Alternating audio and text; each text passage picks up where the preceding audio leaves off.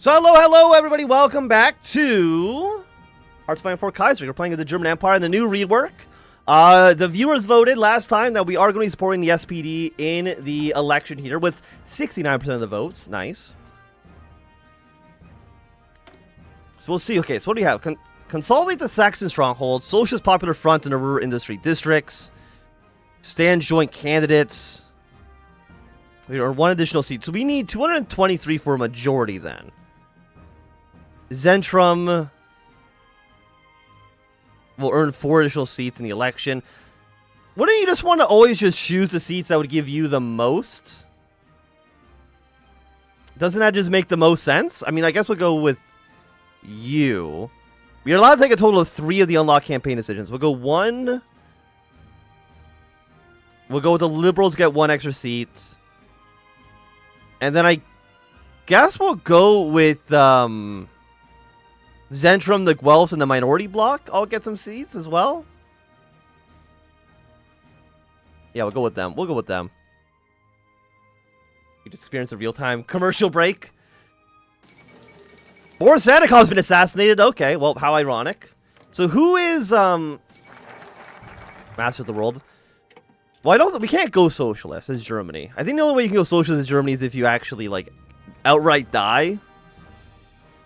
Demand renewal of the Treaty of Metz. Buying times with spies. We can't do any of you yet, right?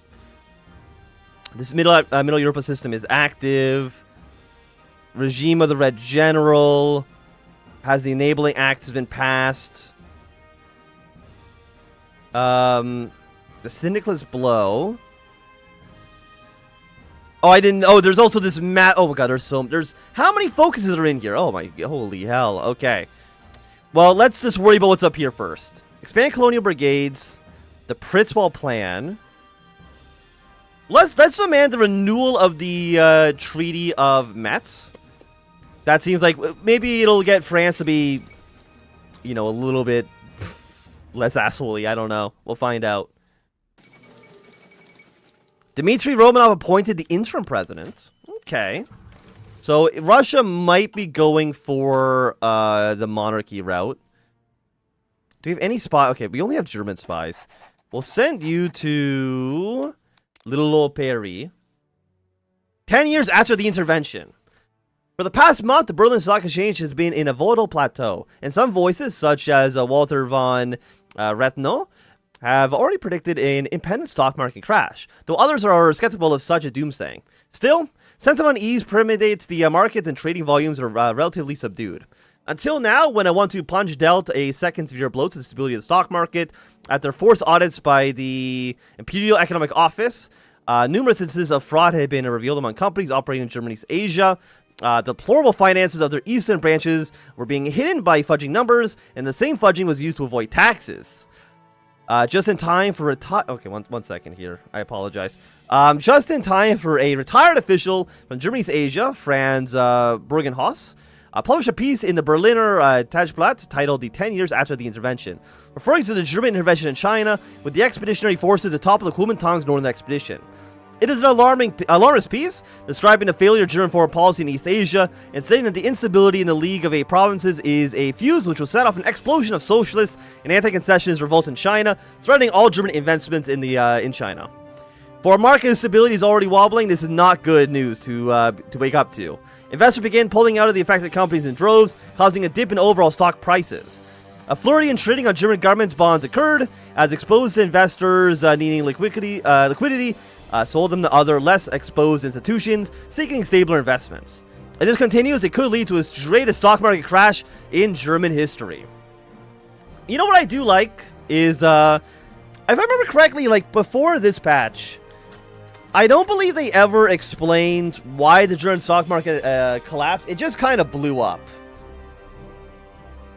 I read that the democratic path is the hardest to go. Well, we'll see. I'm gonna say there's probably like a 70% chance I fuck it up, and we have a coup d'etat. Impasse in the Reichstag. In the Frankfurter Zeitung, Walter von Rathenau has repeated his call for action, demanding the government to impose a week-long temporary bank holiday from Monday, February 3rd onwards.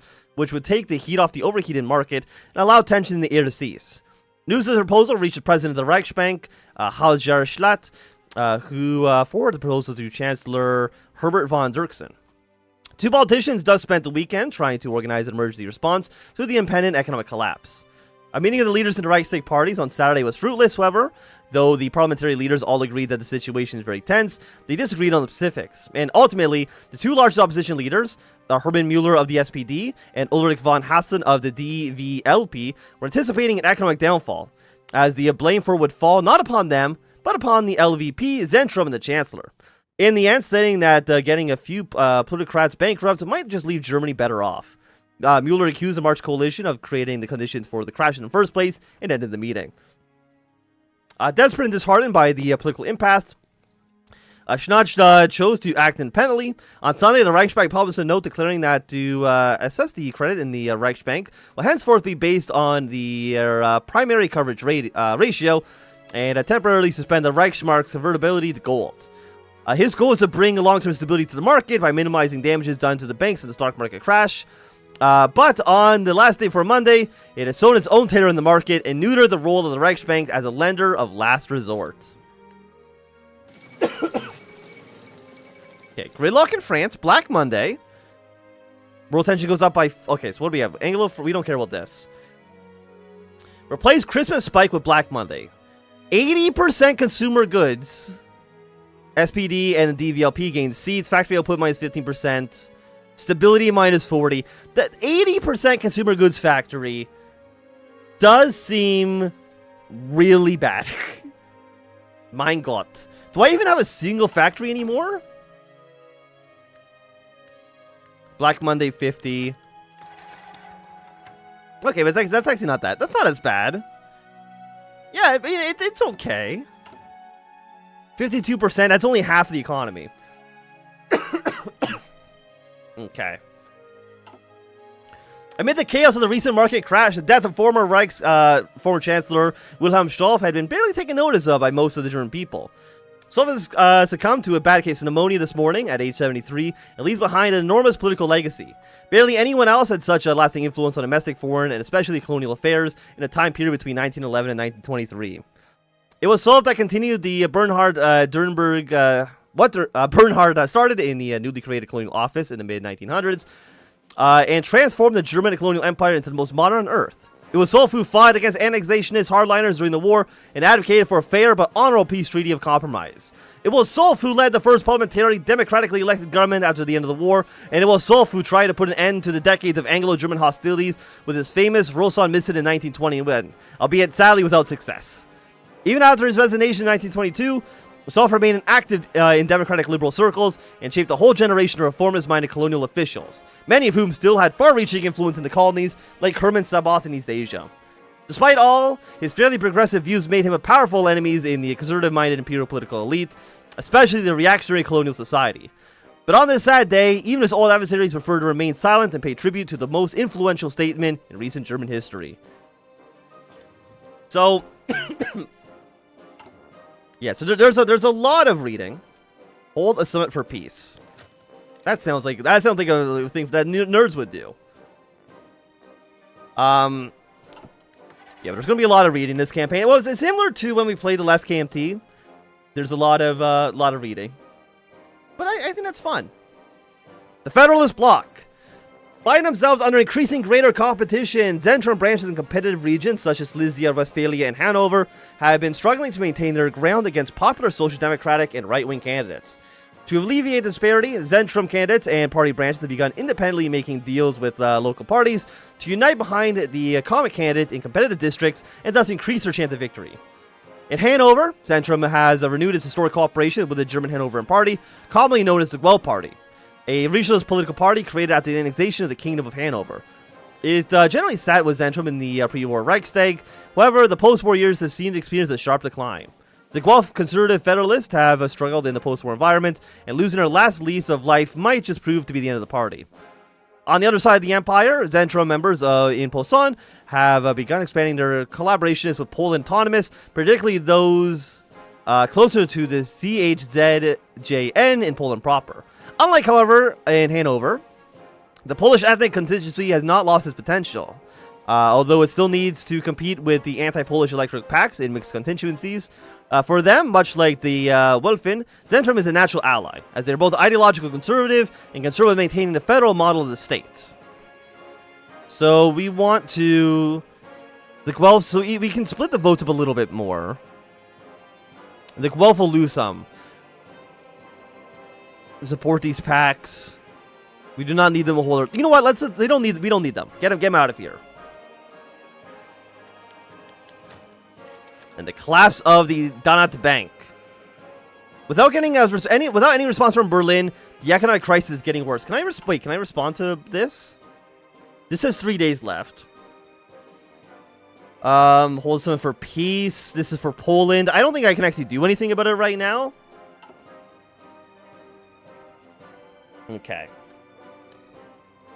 The Darmstadter und National Bank, the Donat Bank, is the first major casualty of the Black Monday financial crisis. The second largest bank in the German Empire, it went into deep risk loans prior to 1936, offering quick and easy loans to would-be stockbrokers and growing companies, and now reaps the consequences. One of the companies which had been severely indebted to the Donat Bank was Norddeutsche Wollkammerreich, Nordwohl, a wool and worst processing plant in Delmenhorst. Much like hundreds of other companies, it announced its bankruptcy in the aftermath of the crash, having barely stayed afloat in the past several years, and finally received a blow which made the plant insolvent. News of Nordwohl's bankruptcy caused the bank run on Donat Bank, as many other investors were fearful of the bank's future and rapidly pulled their savings while they still had, they could still get their money's worth. As Donat Bank had failed to reach its primary coverage ratio for the past several years due to its speculative loaning practices, it could not be saved by Reichsbank in this moment of crisis, and so was forced to declare bankruptcy as well. The collapse of this old and respected bank sent a terrifying tremors across the German banking system. Across the empire, investors and citizens alike were withdrawing their savings and retreating from the market. Banks are collapsing one after another, caught completely unprepared for the enormous crash, and the financial system of the empire had been left completely crippled. I mean, things are going great. Everything, the government of the Commune of France has accepted a reasonable demand and have renewed the Treaty of Metz. Good. We've saved 5% world tension. Now, what can I do? Always false. Requires the Enabling Act. Economic health of the country is above or equal to -5. Is there a, there's no balance of powers on this. Okay. And is there anything in here? Will abort if has National Spear Black Monday.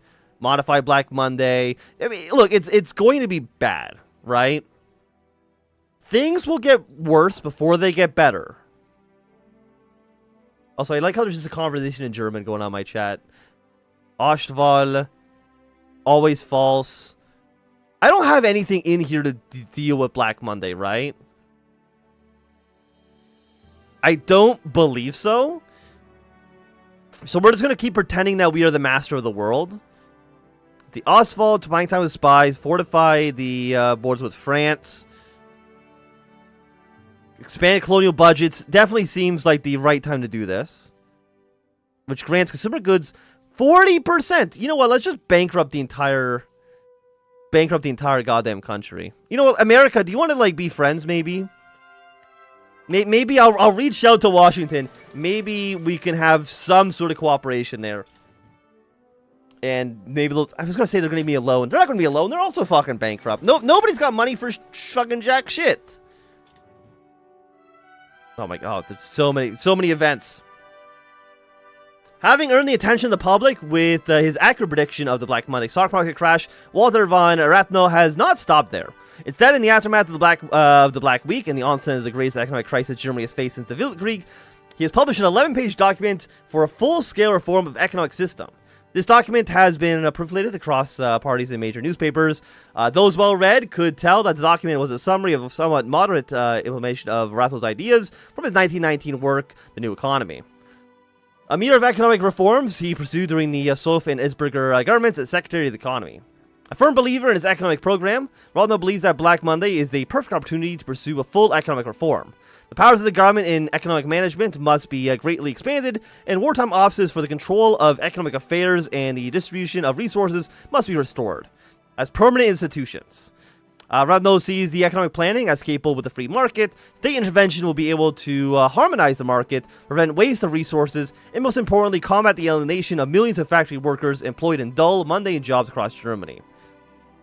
While he does not propose in his economic program yet, Radno dreams of a utopian classless society which will free workers from soulless labor. The mundanity of work cannot be resolved with socialist promises of wage raises or shorter hours, and a complete restructuring is necessary through a panacea, the equalization of work. Menial and mental workers will switch offices for factories will switch offices for factories and factories for offices, a few hours every day, and would be able to find their calling somewhere in the vast society of choice.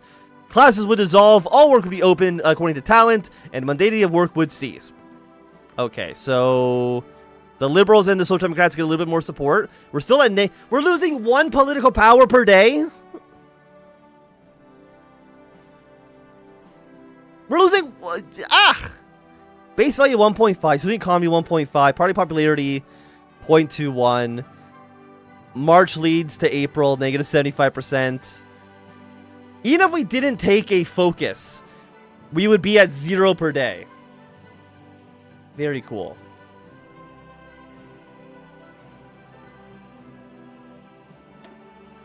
You're a general? Okay. It has been anticipated ever since last year, but it finally arrived thanks to the Black Monday market crash. Not long after the day in February, the Chancellor Herbert von Dirksen announced his resignation, offering little comments to the press or to the members of the Reichstag. Though a competent diplomat, Dirksen's composure and character of a vain, pompous aristocrat left him isolated in high politics, and he never managed to shake off the veneer of being a royal appointed, less legitimate than partisan chancellors in the post-March German Empire. His vice-chancellor, Heinrich Böhnen, refused to see the Kaiser appointment as the next chancellor. After the Black Monday crisis, the office became a poisoned chalice. Seeing little initiative from the parties in the Reichstag, Wilhelm II appointed the current Minister-President of Prussia, Siegfried von Roden, as the new chancellor.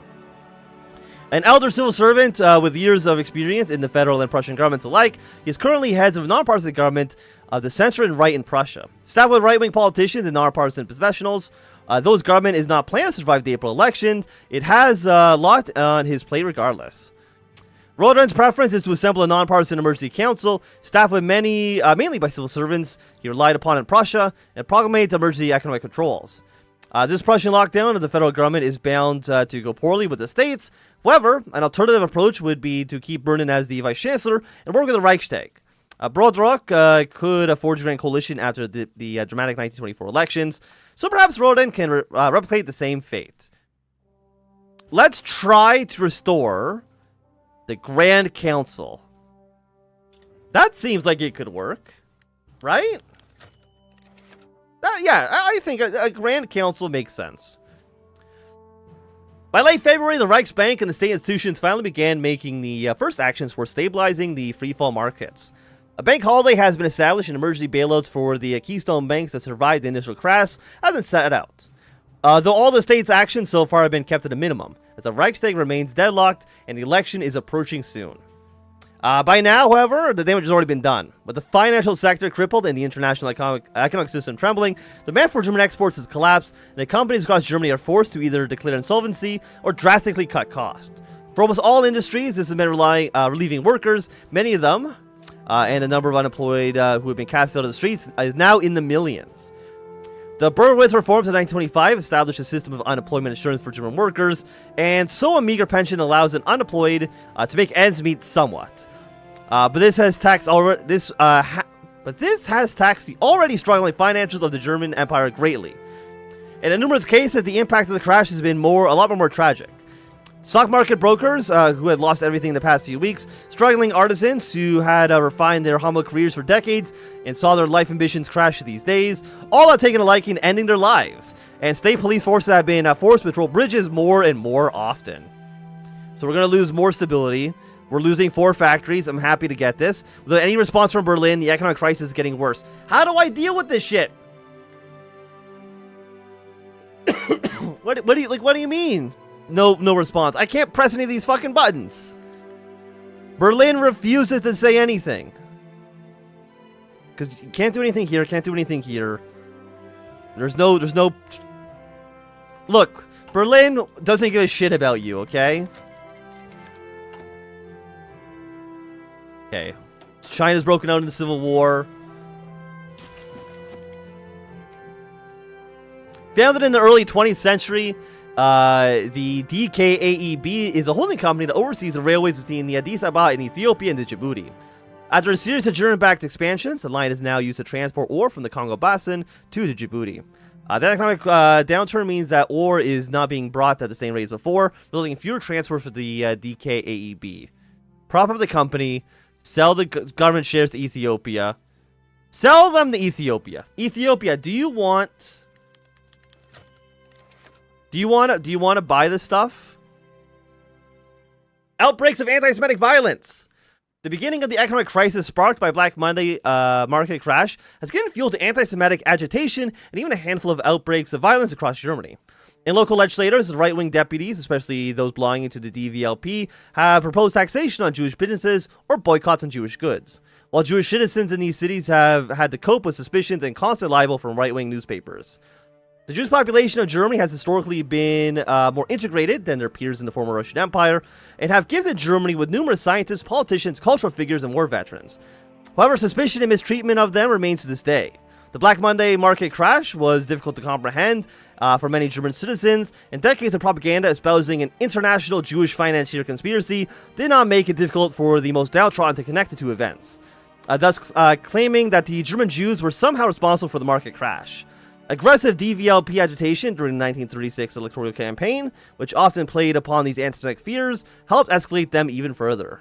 The Jewish population is not entirely completely helpless, however. Organizations such as the Central Leverian have consistently fought anti-Semitism in Germany through legal means. They've already begun documenting and reporting instances of this outbreak, providing support for Jewish citizens who have been defamed or were injured in anti-Semitic attacks.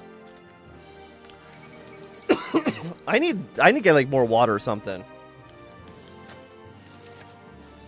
Okay, the coalition's collapsed again. Good work, team. We've done Germany. We're doing it. Who knew that reading so much in such a short time would not be like super great on the throat? Reichskanzler Roden only enjoyed a majority in the Reichstag for a very short amount of time. Though he managed to marry Zentrum, LVP, and even the DKV and the DLV in Prussia, the Prussian House of Representatives delegations of LVP and Zentrum are a lot more conservative than their national counterparts. The Liberals resemble the old National Liberals, while Prussian Zentrum, led by Franz von Papen, is outright reactionary. The Liberals and Catholics in the Reichstag found little consensus with the conservative right.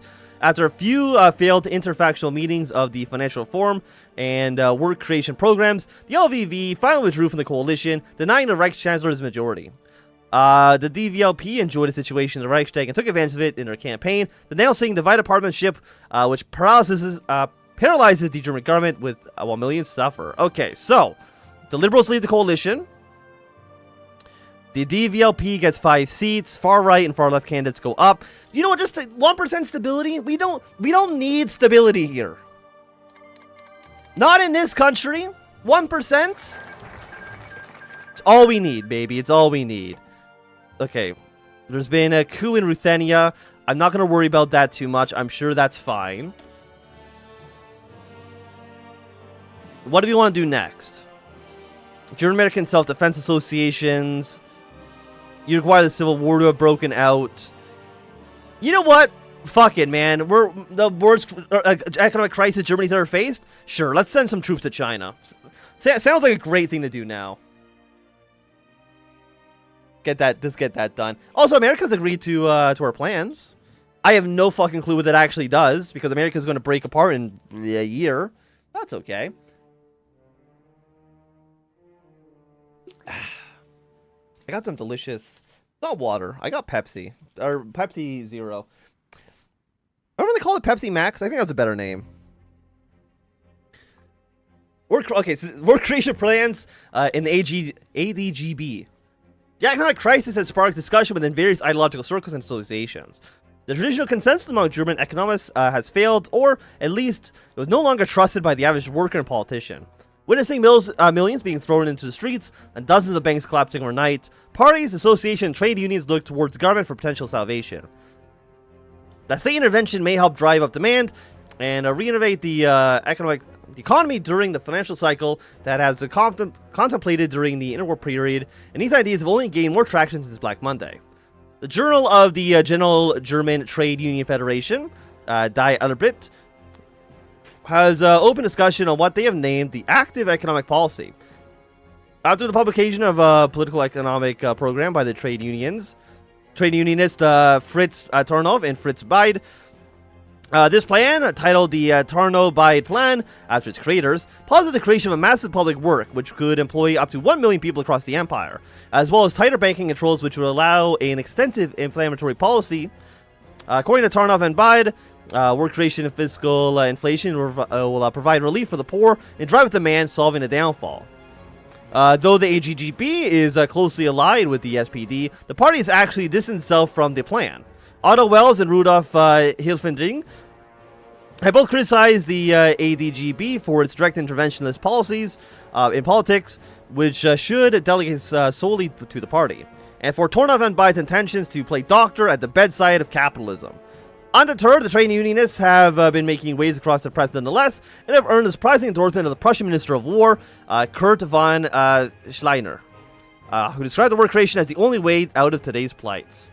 You know what? -1 stability? Let's fucking go. Let's fucking go. But I will say I think it's going to be a good time for us to end this episode. So thanks for watching.